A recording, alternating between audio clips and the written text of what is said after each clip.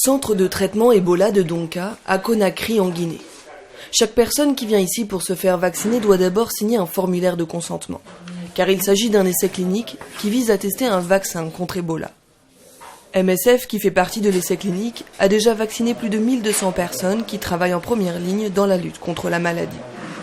Avant tout d'abord, c'est le personnel médical qui est plus exposé. Donc, en tout cas, moi je conseille à tout un chacun de nous de venir prendre.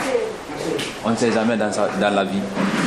Parce que c'est nous qui sommes en contact direct avec les malades tout le temps. Donc, c'est nécessaire de venir prendre le vaccin quand même.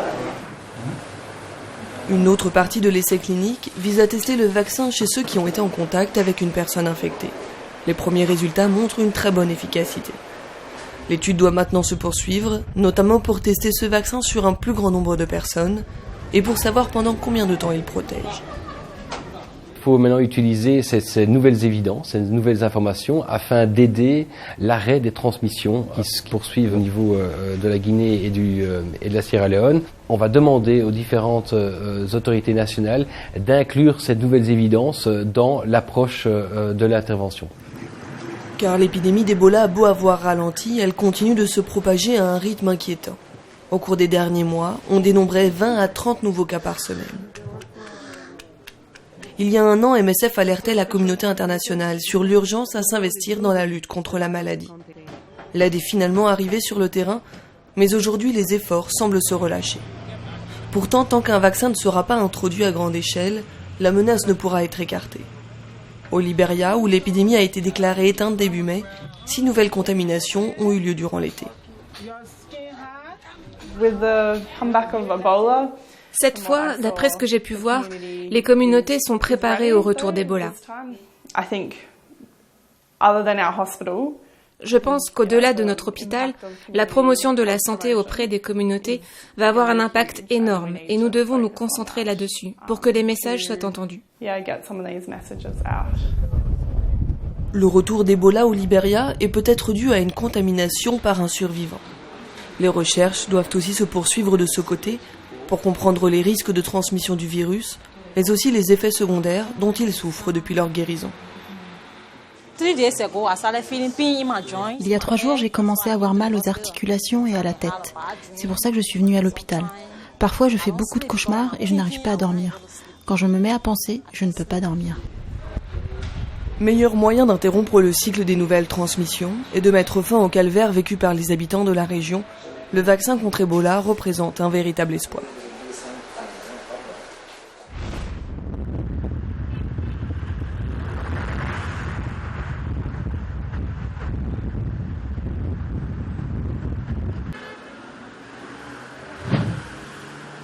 Depuis son ouverture en mai, la clinique MSF d'Abdé tourne à plein régime.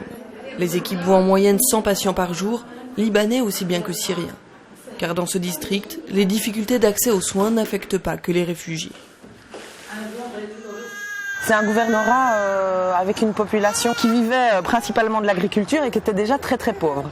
Alors Abdé, c'est sur la côte quand on monte de Tripoli, c'est un endroit où il y a une très grande concentration de réfugiés, c'est un endroit où les réfugiés, beaucoup vivent dans des campements de fortune avec des conditions de vie indignes et avec très très peu d'accès aux soins. Et donc il y a très très peu de structures de santé, qu'elles soient publiques ou privées dans ce coin-là. Donc MSF a décidé d'opérer également et de pouvoir offrir des soins de santé primaires dans cette région-là. La clinique se concentre notamment sur la santé sexuelle et reproductive et sur la prise en charge des maladies chroniques. Car de nombreux Syriens ont vu leur traitement s'interrompre à cause de la guerre. Cet homme, par exemple, qui après une chirurgie à cœur ouvert, doit prendre des médicaments quotidiennement. 2 ans et demi après avoir fui la Syrie, il vit dans un garage qui lui coûte $250 par mois et qu'il partage avec 7 membres de sa famille.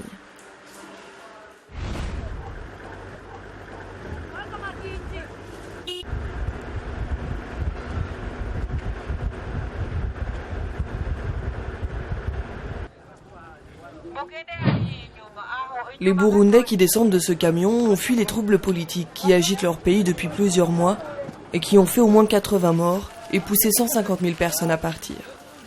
Ceux qui arrivent à Nyarugusu vont devoir s'entasser dans des abris collectifs déjà surpeuplés. Et face à cet afflux massif de réfugiés, les équipes MSF sont elles aussi débordées.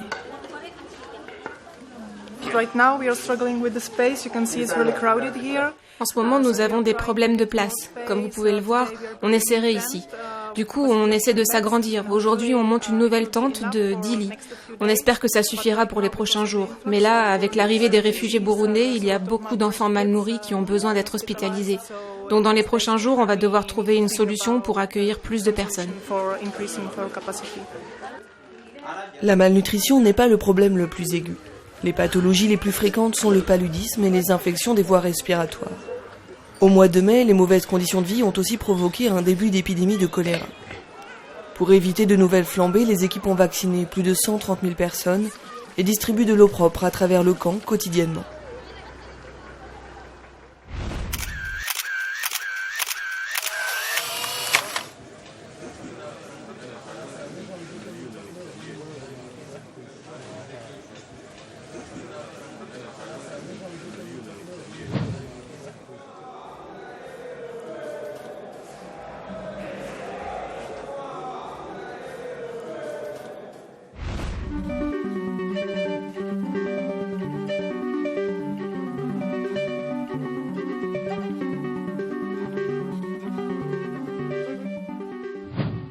Il existe 600 espèces de serpents venimeux et chaque morsure entraîne des effets différents. Toutes ne sont pas mortelles, mais leurs effets peuvent causer des complications. Amputation, défaillance rénale ou problèmes neurologiques chroniques par exemple. Pourtant, cette question de santé publique reste négligée. Il existe peu de sérums adaptés au contexte en développement qui permettent de stopper les effets de plusieurs venins à la fois. Le Favafric est l'un des rares sérums de ce type. Efficace contre les venins d'au moins 10 espèces de serpents parmi les plus dangereux d'Afrique subsaharienne, il est largement utilisé par les équipes MSF sur leur terrain d'intervention. Prenons l'exemple de Pawa, dans le nord-ouest de la République centrafricaine. Les équipes reçoivent entre 300 et 400 cas de morsures de serpents par an. La plupart du temps, la responsable est la vipère Equus ocellatus, dont le venin est l'un des plus toxiques au monde. Cette vipère tue environ 10% de ses victimes. Le taux de mortalité tombe à moins de 0,5% si le Favafric est administré à temps. Mais entre 2016 et 2019, il n'y aura plus de doses disponibles du Favafric.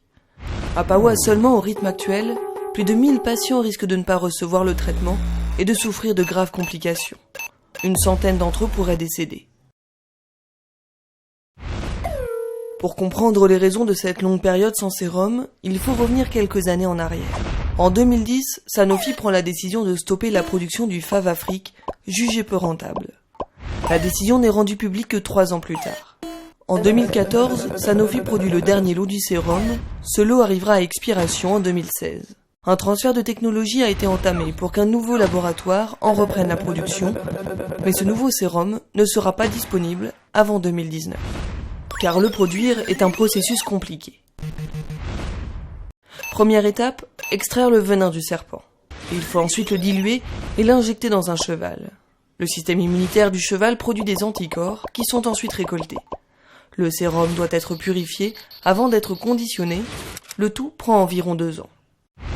En attendant 2019, il en va de la responsabilité de Sanofi de fournir une solution provisoire. Si la production du sérum ne redémarre pas rapidement, la vie de milliers de personnes est en jeu. Mais il s'agit de toute façon d'une solution ponctuelle qui ne viendra que pallier temporairement un système trop fragile. La production de sérums antivenimeux est archaïque et insuffisante. Il est temps que davantage de sérums adaptés aux pays en développement soient mis à disposition des victimes.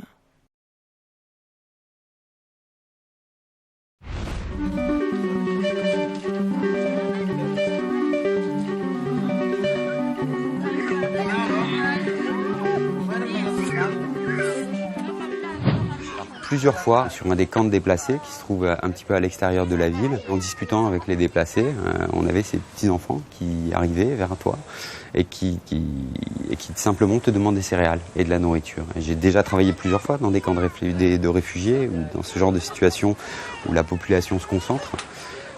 Mais j'ai trouvé que c'était vraiment particulier sur le plan de l'accès à l'alimentation, parce que une des choses vraiment choquantes, et là je pèse bien mes mots, dans la situation des déplacés au Yémen, c'est que l'aide internationale, de la communauté internationale, les agences onusiennes, est sur le terrain et en pratique réellement absente, ou quasi inexistante. La plupart des segments d'aide qui doivent être fournis, que ce soit par rapport aux maladies chroniques, que ce soit par rapport à l'eau, à la sanitation, à l'accès à l'alimentation, à la coordination de l'aide. Tous ces axes-là sont absents, alors que c'est une aide qui est financée, qui est présente.